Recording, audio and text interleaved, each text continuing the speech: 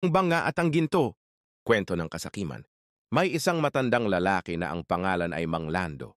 Kilala siya bilang masipag, matalino, ngunit lubhang sakim. Sa bawat ani ng palay, lagi niyang tinatago ang kalahati at hindi ibinabahagi kahit na sa oras ng tagutom. Ang sabi niya, magtira para sa sarili dahil walang tutulong sa iyo kundi ikaw lang. Isang araw, habang naghuhukay siya sa likod ng kanyang bahay upang magtanim ng bagong pananim, nakaukay siya ng isang malaking banga. Nang buksan niya ito, laking gulat niya, puno ito ng ginto at hiyas. Agad niya itong tinakpan at tinago sa kanyang silong. Sa wakas!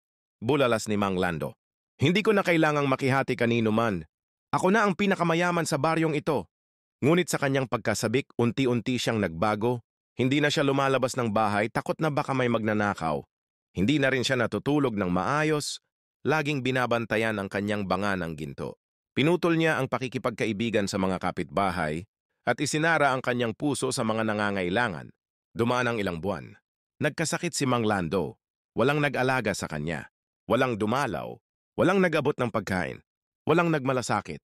Hanggang isang gabi, sa gitna ng kanyang pangungulila at panghihina, hinawakan niya ang kanyang dibdib at napahandusay sa sahig. Kasama ng kanyang huling hininga ang isang mapait na pagsisisi. Lahat ng kayamanan ko.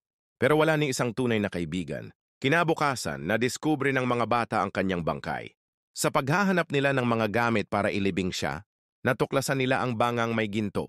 Ngunit sa halip na paggagawan ito, ang mga taong bayan ay nagkaisa, ibinenta ang ginto at ginamit ang kita para magpagawa ng klinika at paaralan para sa lahat.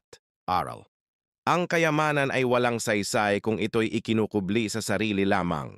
Ang pagiging sakim ay nagbubunga ng kalungkutan, samantalang ang pagbabahagi ay nagdudulot ng tunay na yaman, pagmamahal, malasakit at komunidad. Sa huli, ang puso na bukas sa kapwa ang tunay na mayaman.